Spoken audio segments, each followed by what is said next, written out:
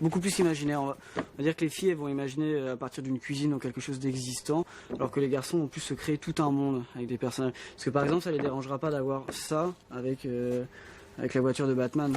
Donc là, on est dans la forêt, et là, on va avoir une voiture de Batman qui n'existe pas du tout.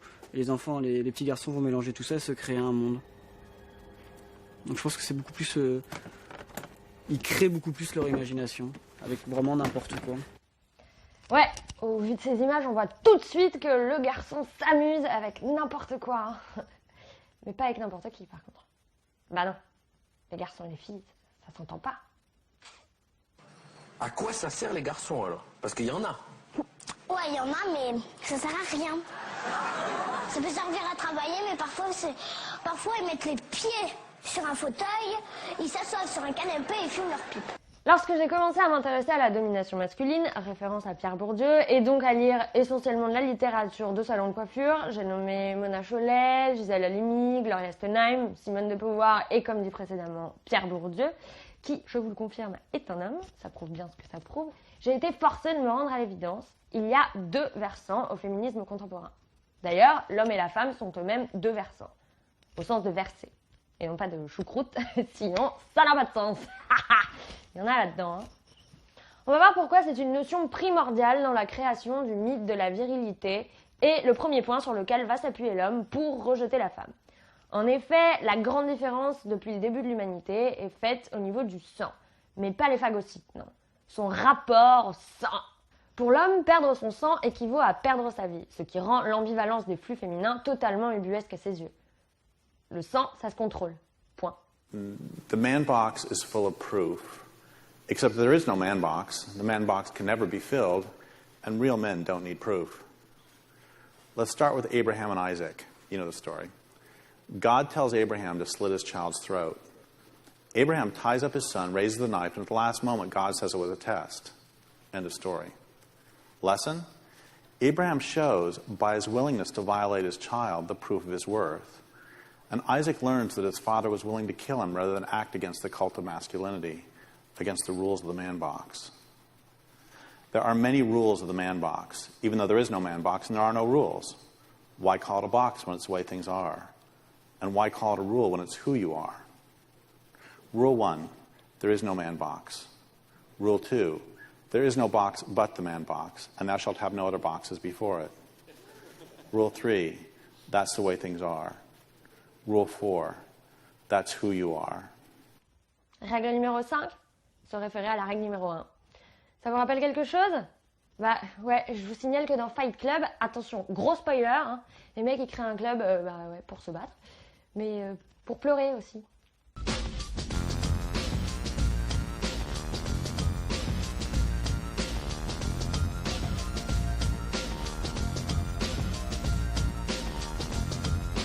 Et ouais.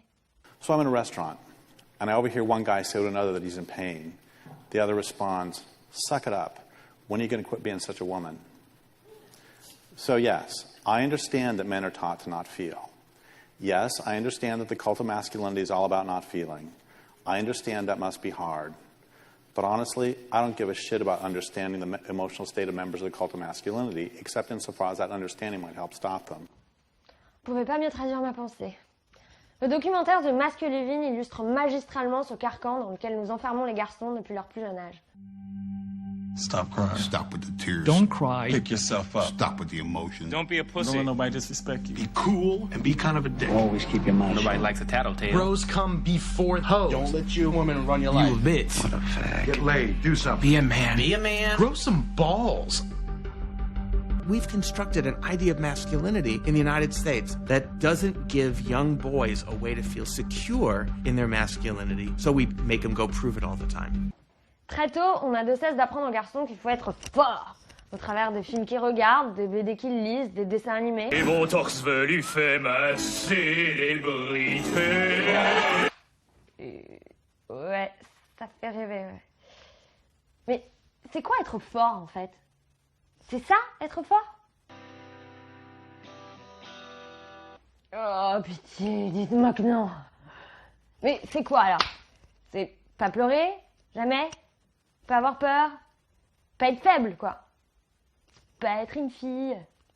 Faggot didn't mean gay. When I was a kid, you called somebody faggot because they're being a faggot, you know?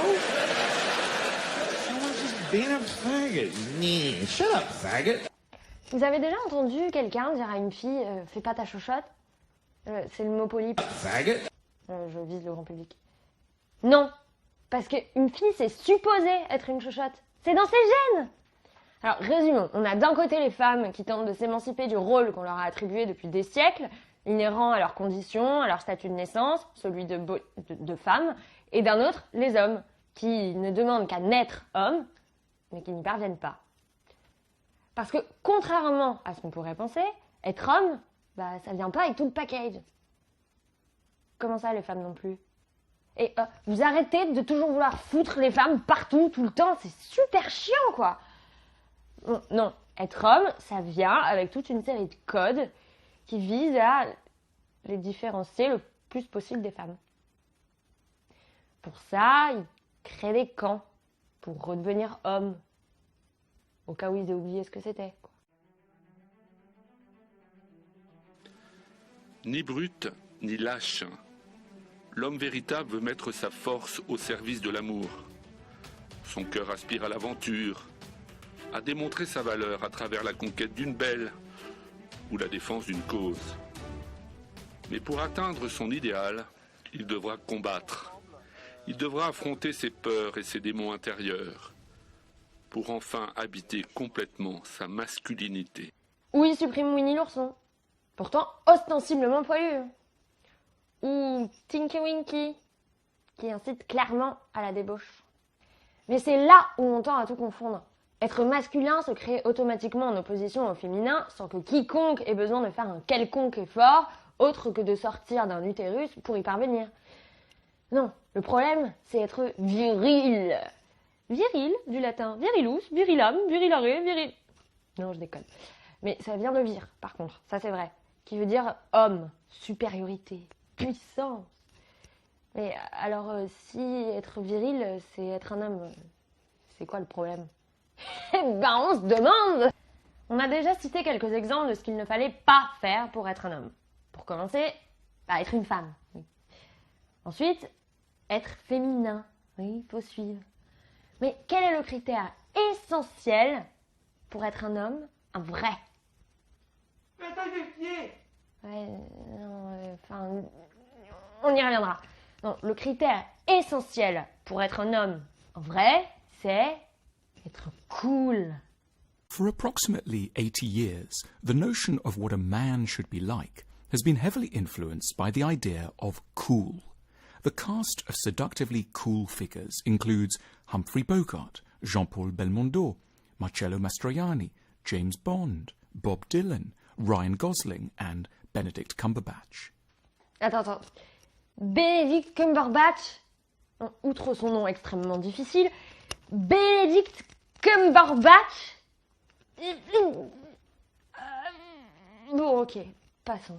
Quand la maison est en feu, aucun signe de panique chez l'homme cool. La température monte, bébé. Bébé qui, elle, sort de la douche.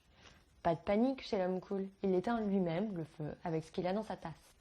Qui n'est pas du grog, si vous voulez mon avis. Hein, parce que ouais, je suis peut-être pas Marie Curie, mais je sais que du grog sur du feu, c'est pas une super bonne idée. Enfin, si tu veux l'éteindre. Parce que sinon, moi je m'en mêle pas. Hein. Les goûts et les couleurs. Alors, c'est viril de boire du thé? Bah, ça dépend quand, ça dépend où, ça dépend qui surtout. Hein. C'est pour ça que ces codes sont complètement absurdes. Mais malheureusement, être absurde ne rend pas obsolète. Les hommes se sont toujours plaints que les nouvelles générations n'étaient plus des hommes. Aristophane, Zeus, c'est d'ailleurs pour ça qu'il nous a coupés en deux, Homère et nos génies contemporains, Éric Zemmour, Alain Soral. Déjà, d'où vient cette idée que l'homme est fort et la femme est faible? Wow, ça fait longtemps que ça dure en fait cette histoire de Adam et Ève. Non, pas eux. Les autres Adam et Ève, en fait, ceux qui chillaient tranquilles dans un jardin. Et là, bon bah, tout le monde connaît l'histoire. Ève veut une pomme, Adam, il s'en fout, mais il croit souvenir que quelqu'un, pour une raison qui lui est floue, lui a dit que c'était pas une super bonne idée de manger cette pomme. Du coup, bah, Ève, qu'est-ce qu'elle fait? Elle bouffe la pomme. Aucune maîtrise égale aucun respect, égale aucun honneur, égale aucune force, égale faible. Voilà, c'est QFD. Bon, il est vrai qu'Adam s'est quand même retrouvé avec un quartier de pommes coincé dans la glotte pour l'éternité à cause de nous. Donc, bon, on peut comprendre qu'il soit un peu chafouin. De faible, on est passé à maléfique. Ouais. Avec les sirènes, les sorcières, Médée et tout ça. Ce qui nous a rendus moins faibles, mais toujours aussi haïssables. Mais vous allez me dire, quel rapport avec l'homme?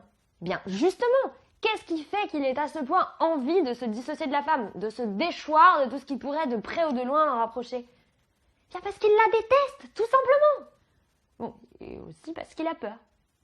Un peu. De ne plus être un homme. D'où de nos jours le rejet de l'homosexuel, qui est considéré comme l'exemple typique de l'homme féminisé. Raccourci très facile. Et très con aussi.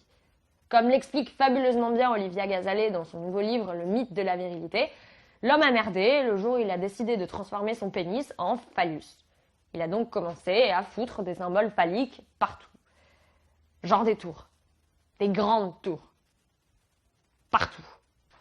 Sauf que cette histoire de taille, en fait, c'est super récent. Au temps des Grecs, par exemple, Priape, celui qui avait sans cesse la Gaule, et pas celle d'Astérix, était considéré comme un paria difforme, d'une laideur honteuse. La taille de sa verge n'était enviée par personne. Personne.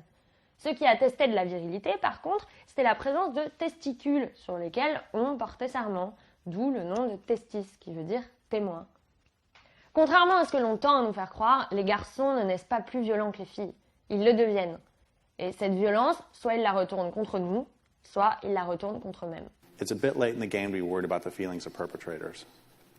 The ones they care about are their victims, because the man box isn't about putting men in a box, it's about putting everybody else in a box.